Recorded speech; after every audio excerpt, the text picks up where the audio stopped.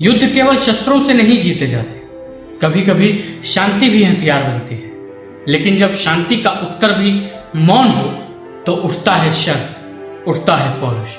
रामधारी सिंह दिनकर की इस कालजयी रचना में यही सवाल उठता है, क्या क्षमा हर बार धर्म होती है या फिर शक्ति के बिना क्षमा केवल कमजोरी है? आइए सुनते हैं इस कविता का एक अंश और साथ में उसका भाव, उसका अर्थ और उसका युग संदेश। क्षमा दया तब त्याग मनोबल सबका लिया सहारा, पर नर व्याग सुयोधन तुमसे कहो कहाँ कब हारा।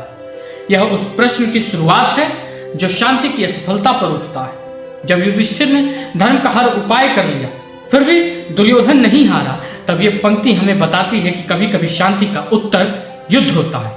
क्षमाशील हो रिपु समझ तुम हुए विनीत जितना ही, दुष्ट कौरवों ने तुमको कायर समझा उतना ही।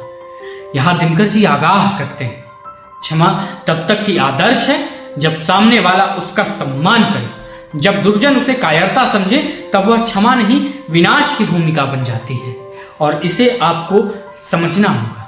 अत्याचार सहन करने का कुफल यही होता है, पौरुष का आतंक मनुष्य कोमल होकर खोता है। कोमलता जब अत्याचार को सहन करने लगती है तब वीरता धीरे धीरे धीरे धीरे समाप्त हो जाती है, क्योंकि सामने वाले को लगता है कि आप शक्तिहीन हैं।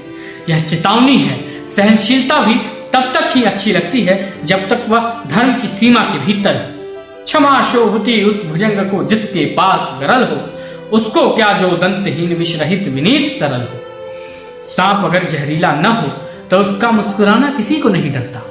क्षमा भी तभी प्रभावशाली होती है जब वह विकल्प हो, विवशता नहीं। असल जीवन में वह व्यक्ति आपका कुछ नहीं बिगाड़ सकता जो आपसे कमजोर है, मगर इसका फैसला आपको सोच समझ कर करना होगा। भूल चूक की कोई गुंजाइश नहीं। 3 दिवस तक पंथ मांगते रघुपति सिंधु किनारे, बैठे पढ़ते रहे छंद अनुनय के प्यारे प्यारे। राम सागर से मार्ग मांगते हैं, उनको क्या आवश्यकता है, लेकिन मांगते हैं विनम्रता से, धैर्य से, श्रद्धा से। लेकिन जब सागर मौन रहता है तब राम भी बदलते हैं। उत्तर में जब एक नाद भी उठा नहीं सागर से, उठी अधीर धधक पौरुष की आग राम के शर से। अब वह राम जो प्रेम का पुजारी था शर उठाता है।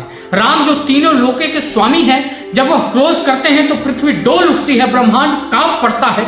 यही परिवर्तन है धर्म की रक्षा के लिए। जब शांति असफल हो जाए तब शक्ति ही धर्म बनती है। सिंधु देह धर त्राहि त्राहि करता आ गिरा शरण में, चरण पूज दास्ता ग्रहण की बंधा मूड बंधन में। जब समुद्र को आभास हो गया कि राम शक्तिहीन नहीं थे जो उनसे मार्ग मांग रहे थे, अपनी दयालुता के कारण वह हाथ जोड़कर खड़े थे, मगर जब समुद्र ने प्रेम की भाषा नहीं समझी तो फिर राम को भी अस्त्र उठाना पड़ा और फिर सागर उनके चरणों में आकर लेट गया। सागर अब डर से नहीं सम्मान से झुकता है। वह जान गया है कि विनय के पीछे शक्ति है और वही शक्ति सच्ची शांति का मार्ग है। सच पूछो तो शर्म में ही बसती है दीप्ति विनय की, संधि वचय संपूज्य उसी का जिसमें शक्ति विजय की। यह दिनकर का सबसे बड़ा और निर्णायक वाक्य है।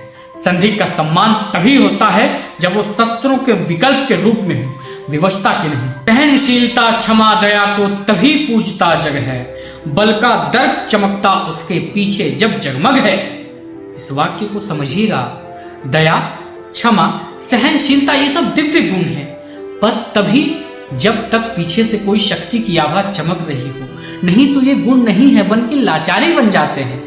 धरा पर उपस्थित सभी लोग आपका सम्मान तभी करेंगे जब आप शक्तिपूर्ण रहेंगे। जिस दिन आप शक्तिहीन हो गए, आपके सम्मान का वह अंतिम दिन होगा। धन्यवाद।